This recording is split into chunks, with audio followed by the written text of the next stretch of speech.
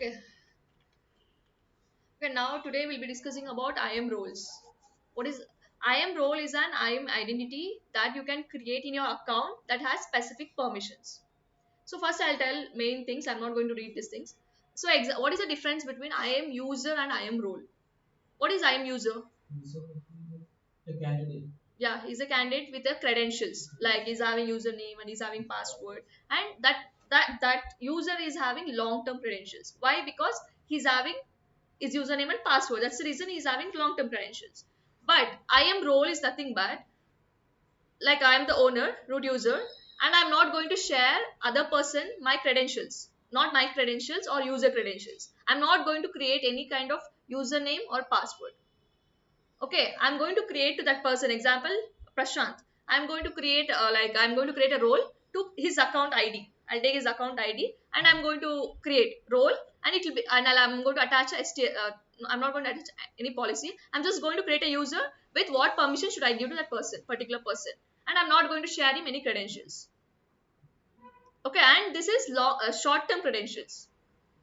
Yeah, because I'm not sharing in any credentials. It will not be for long time. It is just short term credentials.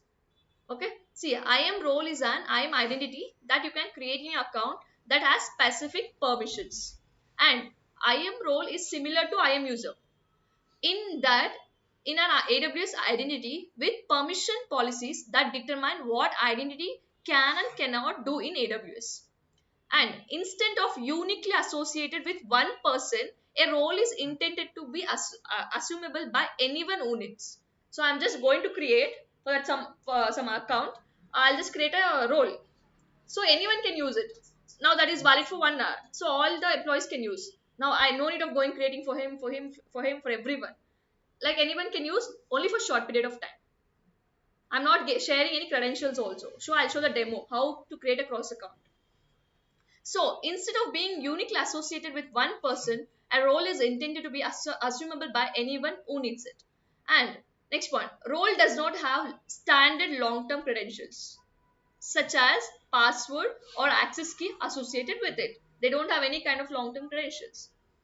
And assume a role, it provides you with temporary security credentials for your role session. And in in this roles we have something like service role. So a role that is a service assumes to perform actions in your account on your behalf. You're not going to do anything. This service, which service we are assigning, it is going to perform action on our behalf if you are assuming any service role.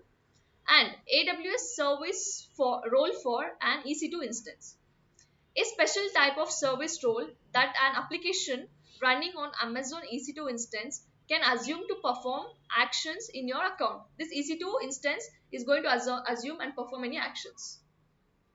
And this role is assigned to the EC2 instance when it is launched.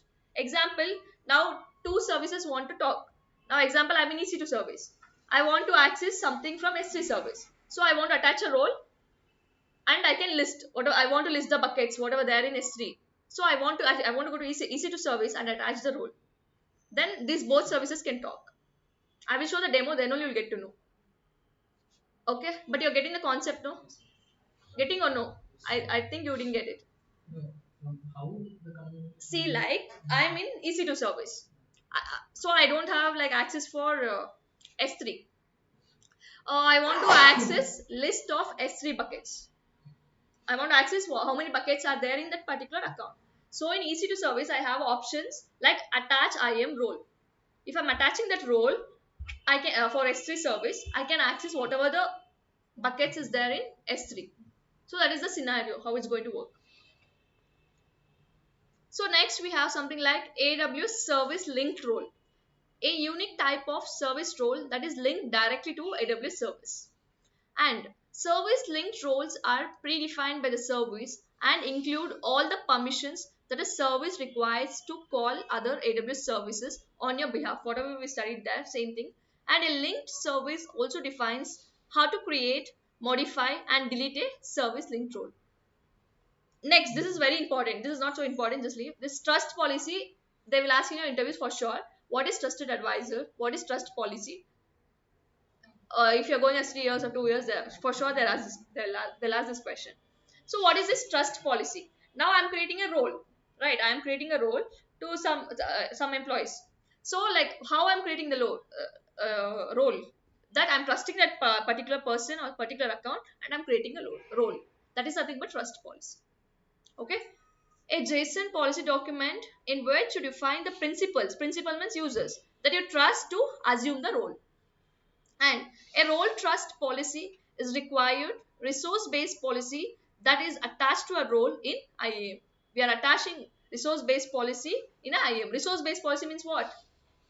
Attaching resources like S3, EC2, IAM, all that policy we are attaching and to the IAM role. So we are trusting that person and attaching the resources. And the principles that you specify in the trust policy includes users, roles, accounts, and services. These all the things is going to include. So you guys just keep in mind this. Yeah. Next, what is this permission policy? A permission document in JSON format in which you define what actions and resources the role can use. What action and resources can this person use? That is nothing but permission. Permission. We studied no what is policy like yesterday. Next, this is the role for cross account access. Cross account. I am creating a cross account, like from my account to different account. I'm giving access.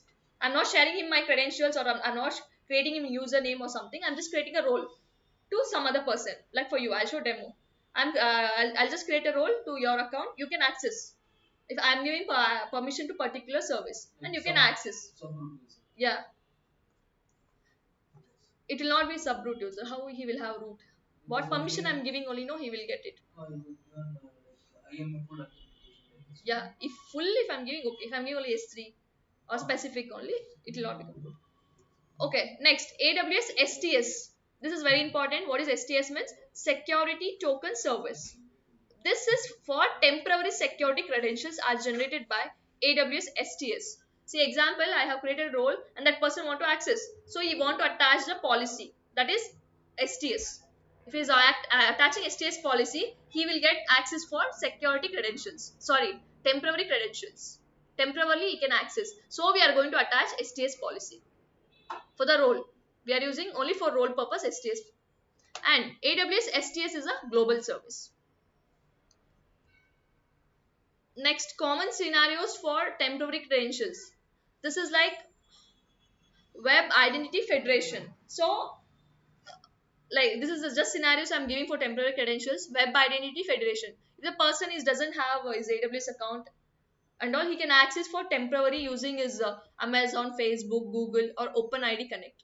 Temporarily as a web identity federation. He can log in using this also if he doesn't have any accounts. And you that thing we will show you later. Okay.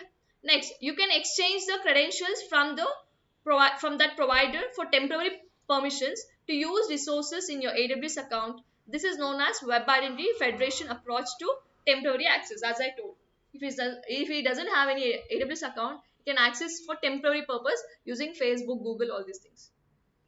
Okay. So it's about role.